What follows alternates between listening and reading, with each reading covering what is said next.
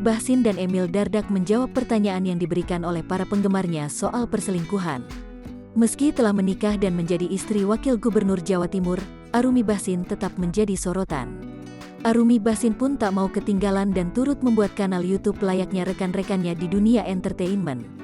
Dalam sesi tanya jawab tersebut, Emil Dardak dan Arumi Bahsin harus menjawab pernah atau nggak pernah. Pernah selingkuh nggak? Bunyi pertanyaan tersebut.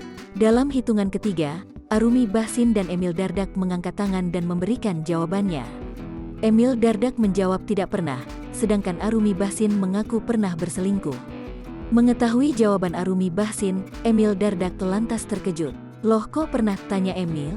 Bukannya menjawab, Arumi justru menodong Emil Dardak dan menyatakan bahwa sang suami juga pernah berselingkuh.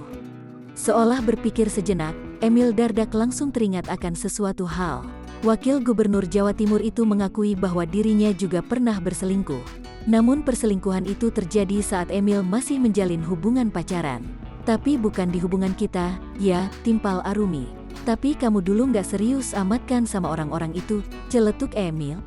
Mendengar pertanyaan tersebut, Arumi langsung menegaskan bila ia hanya berselingkuh saat masih berpacaran.